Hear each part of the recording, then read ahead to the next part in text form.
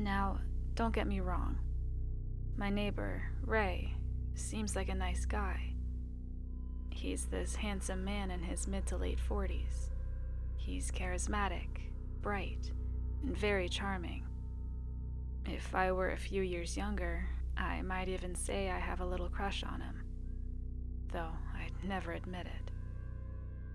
However, as of recently, I've been observing him exhibiting some questionable behavior.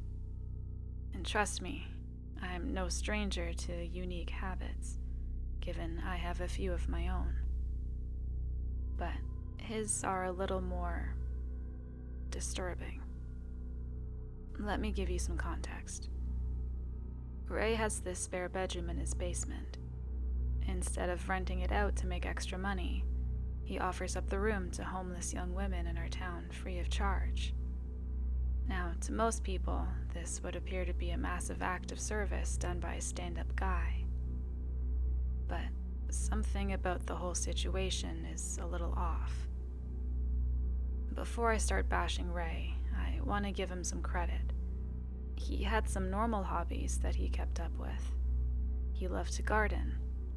He was constantly digging up his backyard, mulching it, and tending to the various species of plants and trees that grew in a seemingly random pattern. This was normal enough, given a large majority of our community had taken up gardening as a hobby. He would even have some of the women he let stay in his house help out. I had often seen them digging holes and watering plants under Ray's supervision.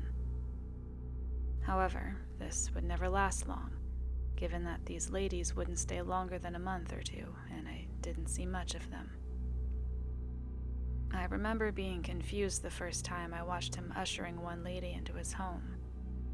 Being the nosy neighbor I am, I had asked him who she was later that day, assuming she was a family member of his who was passing through our tiny rural town, or maybe even a lover he was trying to keep discreet. But when Ray responded, he got all excited and childlike. "Oh, those are some homeless girls I've been taking care of.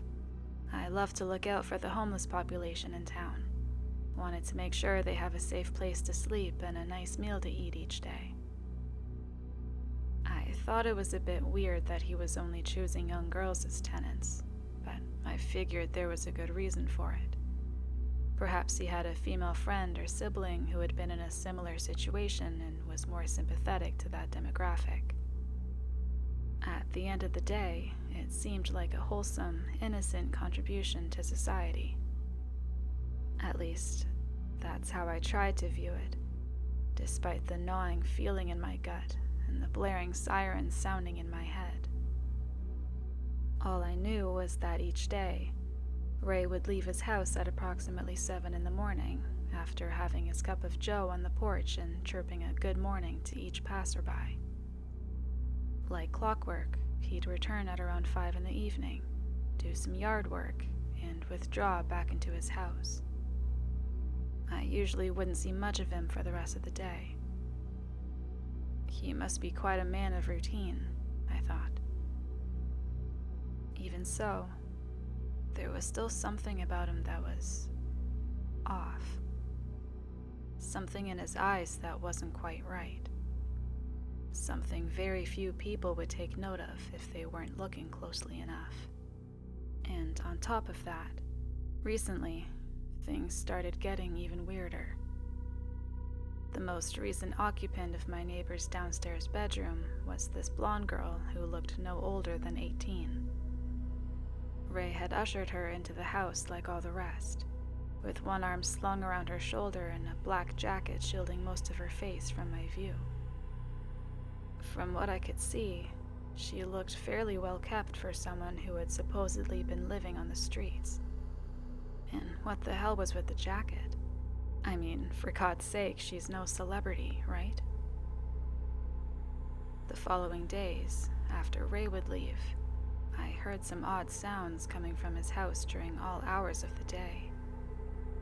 I work most days from home as an independent contractor, so I tend to keep an ear out for shenanigans going on in the neighborhood while most of the community is elsewhere. These noises included, but were not limited to, heavy metal music, banging on what sounded like pots and pans, occasional yelps, like that of a small dog, and loud laughing or crying. It was a bit hard to tell. I assumed that Ray's current housemate just had some alternative interests. Again, I'm in no position to judge. Granted, I have my own unusual hobbies. Initially, I let it go. When Ray would return, all the noise would cease as if he had just walked in and turned the volume down on the whole household. I thought about bringing it up to him, but decided against it. Something about the whole thing irked me, but there was no evidence of any wrongdoings on Ray's part. What more could I do besides sit idly by and watch it unfold? That was until one night last week. I was up in my bedroom getting settled in for bed when I heard the softest, most muffled tapping noise. It came in increments. Pause. Pause. At first, I simply ignored it, but after about 15 minutes, the tapping had grown louder and seemingly more urgent, coming in more frequent increments. I found myself searching for the source, during which time the noise had almost driven me to the brink of insanity. I had almost decided that it was an auditory hallucination, courtesy of spending most of my days in silence when my eyes fell upon the closed curtains of my large windowsill. Perhaps the tapping was coming from outside. I peeked through the curtains in an attempt to scan the surroundings of my home. I had discovered Ray's upstairs bathroom window faced my bedroom window after an unfortunate incident involving me undressing, unbeknownst to my audience, Ray, taking an innocent glance outside while brushing his teeth. I took a liking to keeping my curtains closed after that. It usually takes a moment for my eyes to adjust to the pitch darkness, given our town refuses to install streetlights, and Ray's lights are usually out by 9 p.m. This time, however, I noticed Ray's upstairs bathroom light was on, despite the time being around 10 o'clock. And there was a silhouette inside, facing me. The dark figure was far too small to belong to Ray, so I assumed it was his blonde occupant, the girl I'd seen earlier. Did Ray know she was upstairs?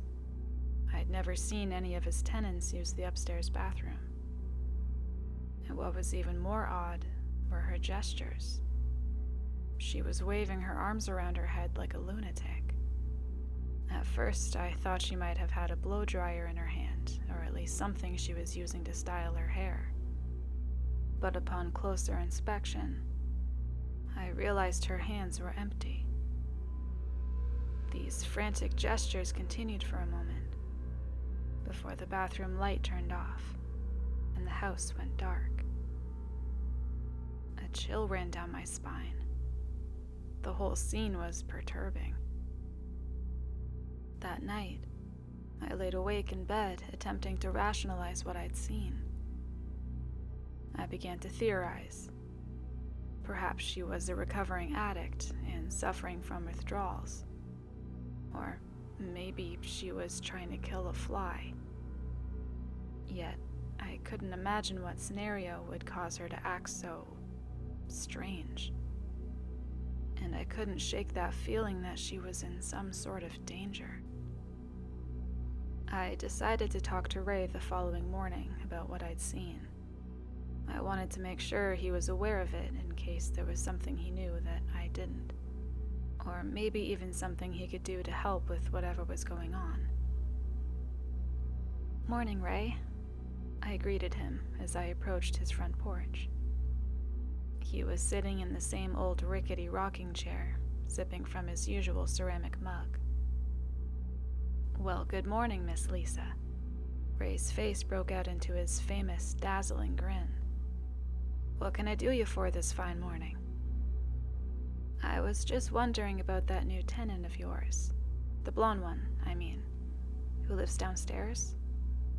I saw her in your upstairs bathroom last night, and she seemed a bit agitated." The look on Ray's face changed for a moment so brief. If I'd blinked, I would have missed it. His grin had vanished, and his features were consumed by an expression so feverishly unhinged. He was almost unrecognizable. But just as quickly as his face had become the monstrosity I just described, it morphed back into a look of concern, arched brows, earnest eyes, and a subtle frown. I had subconsciously taken a few steps back, attempting to make sense of what I'd just seen. "Oh, geez, Miss Lisa. I can't apologize enough for the burden. I had no idea Danielle had bothered you last night. She must have been toying around in my medicine cabinet again. I'll have a talk with her and smooth everything over. I promise." I was still trying to process his sudden change in demeanor as I struggled to find a response. "Oh, no, Ray, it was no bother at all. I just wanted to make sure she was okay, is all." "Oh, don't you worry your blessed heart. She'll be fine. Just a case of the night fever, I'm sure." And he gave me a smile so dazzling, it almost made me forget about the horrific face I'd seen him make just moments prior. You know that feeling you get in the pit of your stomach when you know something is about to go horribly wrong? Like instead of butterflies in your stomach, it's moths or bees or something. That's precisely how I felt walking back to my house after my interaction with Ray. I spent the entire rest of the day glancing periodically outside my bedroom window, watching, waiting for the inevitable disaster my gut had anticipated. But all I saw were the usual activities. Ray leaving the house at 7 a.m., the usual ruckus coming from his home upon his departure, and his prompt arrival at 5 in the evening. Before I knew it, the sun had gone down, and Ray's house was once again dark and quiet. I had finally decided to close my curtain at around 9, ceasing my incessant stalking after hours of monitoring the house, when I noticed a figure at the window once more. The blonde tenant was back.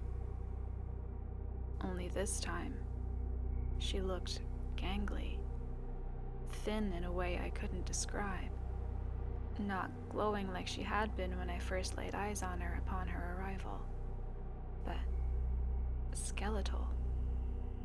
Her skin was taut and pale and sheen with sweat. Her hands were even cupping her face, displaying a distressed gesture. I could only compare her face in the window that night to that one painting by Edward Munch. The Scream, I believe it's called. The only difference was her mouth was closed, but her eyes were wide. I could see the whites of them above her irises clear as day, despite our distance. The sheer look of her made my skin crawl. I waved my arms at her instinctively, but stopped myself. This was my first attempt at contact, and I knew I couldn't blow it. I had to be discreet in case Ray was watching. She began lifting her arms slowly, a stark contrast to the woman I saw frantically flaunting her arms around before. And I noticed something. I squinted, attempting to identify the small marks on her body I was seeing. They seemed to be lacerations of sorts, around her wrists, near the bends of her forearms, and around her neck. I hadn't noticed them at first, but the closer I inspected her, the more concerned I grew. She was no longer the lively, panic-struck woman I had seen mere days ago. She now looked like a shell of herself, covered from head to toe in gashes and what seemed to be defensive wounds. I felt the panic bubbling inside of me. Something was very wrong here. I knew it before, and I'd known it then.